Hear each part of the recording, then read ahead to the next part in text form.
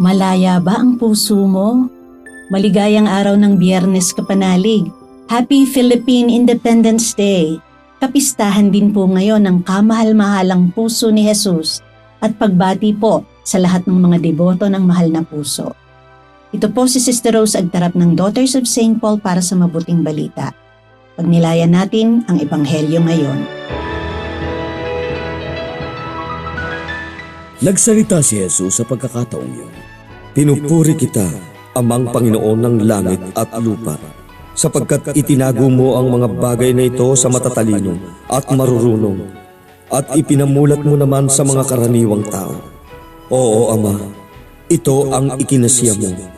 Ipinagkatiwala sa akin ng aking Ama ang lahat. Walang nakakakilala sa anak, kundi ang Ama, at walang nakakakilala sa Ama, kundi ang anak, at ang sino mang gustuhing pagbunyagan ng anak. Lumapit sa akin, lahat kayong nahihirapan at may pinapasan, at pagiginhawain ko kayo. Kunin ninyo ang aking pamatok, at matuto sa akin na mahinahon ako at mababang loob, at makakatagpo kayo ng ginhawa para sa inyong kaluluwa, sapagkat mabuti ang aking pamatok at magaan ang aking pasanin.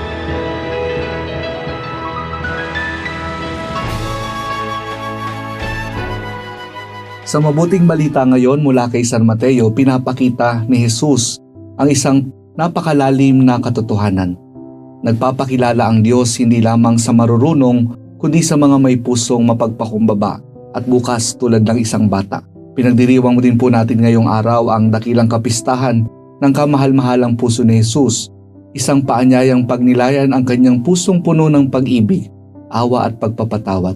Mga kapanalig, ang puso ang nagbibigay buhay sa ating katawan.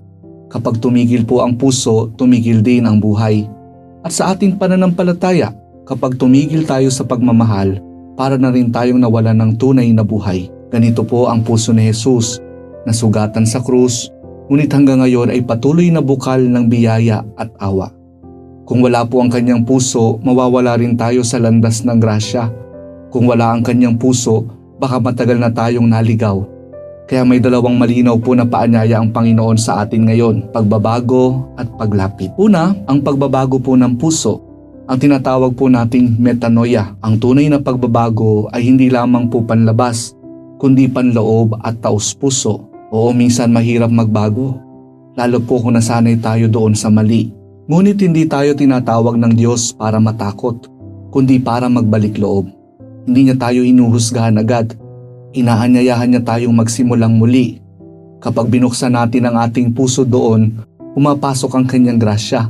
Ikalawa po, ang paglapit sa puso ni Jesus.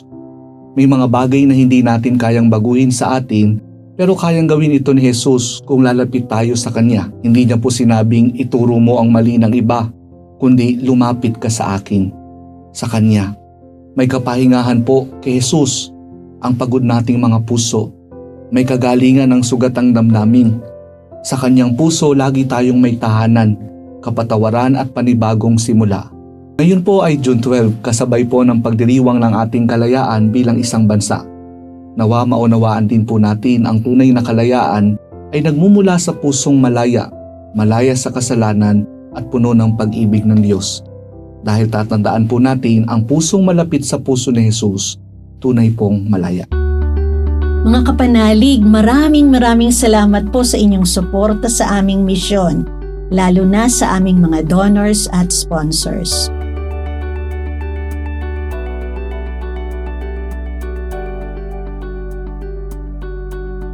Subscribe, like, share, and follow po lines sa aming social media accounts. Patuloy po kaming humihingi ng inyong tulong upang maipagpatuloy ang programang ito. Maaari po ninyong ipadala ang inyong love offerings at donasyon sa aming donations channels. Makakaasa po kayo na kasamang lagi ang inyong mga intensyon at kahilingan sa aming panalangin araw-araw. Ito pong muli si Sister Rose na nag-aanyaya sa inyong manalangin para sa ating bayan. O San Pablo, tagapagturo ng mga bansa, buong pagmamahal mong pangalagaan ng aming bansa at kaming mga Pilipino. Mula sa langit, Biyayaan ka nawa ng pagmamahal ni Kristo upang tanglawan ang bawat isa ng liwanag ng Ebanghelyo at papaghariin ang pag-ibig. Lalo pa nawang makilala ng bansang ito na si Kristo ang daan, ang katotohanan at ang buhay. Magningning nawa ito sa harap ng mundo at hangarin nila tuwina ang kaharian ng Diyos at ang kanyang katarungan. O banal na apostol, liwanagan, aliwin at pagpalain kaming lahat. Amen.